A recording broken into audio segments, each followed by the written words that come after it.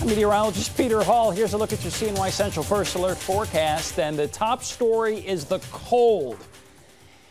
Obviously, it's still snowing in spots, too. Temperatures today are going to be struggling in the single digits. Now, I do have a high of 10 for Syracuse. I'm going to let you know, though, we may do something. Well, first of all, we're definitely going to do something we haven't done in 2 years, and that is not hit 15. If we don't hit 10, which is possible, that would be the first time since January 30th, 2010, that we have not hit 10. That day we hit 8. So we may be doing something today we haven't seen in 3 years. That's saying something, isn't it?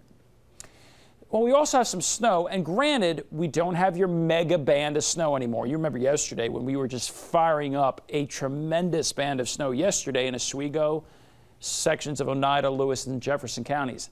That's gone. We still have some snow, though. There's a west to west-northwest wind, and it's bringing in a spray of snow showers and flurries.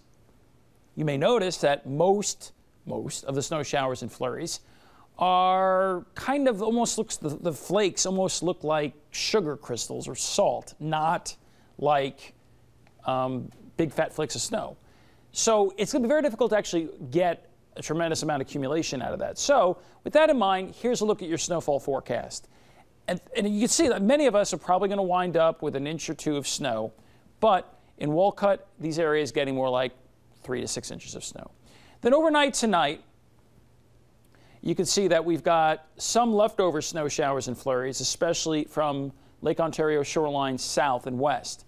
Now this area is probably going to wind up getting, especially when you look at the Route 31 corridor and points north and the 81 corridor and points west, this area has the best chance of getting 1, 2, or 3 inches of snow. If you're near the 104 corridor, which is basically right near the lakeshore of Lake Ontario, a better chance at 3 to 6. You get away from that, and it's more like a trace to an inch of snow. Beyond that, Friday looks like, first of all, Thursday, we're probably going to have some leftover lighter snow showers and flurries and maybe another grinding coating to an inch or so of snow. The sunshine's going to be variable today. This is a high probability of snow in terms of impact. Despite it only being 1 or 2 inches, the impact's actually pretty high because of the temperature.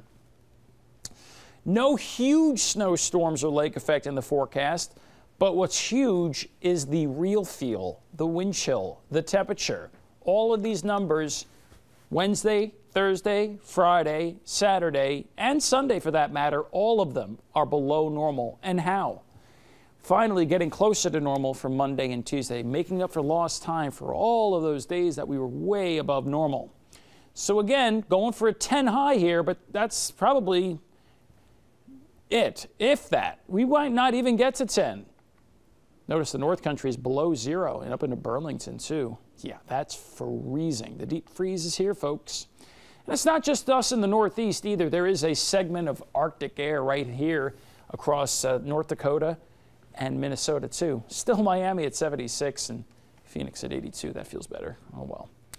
Well, the weather pattern has changed, and at least for this week, we're going to stay in the deep freeze for quite a while. The one thing you may notice is that we don't have any big nor'easters, right? We have a system out in the west, but you know, that's very, very far away. We're not going to see any major impacts from that. I'm meteorologist Peter Hall. For more information on the weather, you could always follow me at Meteorologist Peter Hall on Facebook and at Pete Weather Beat. That's on Twitter. If you're driving around central New York today, be extra careful. With temperatures this cold, the salt doesn't work quite as well.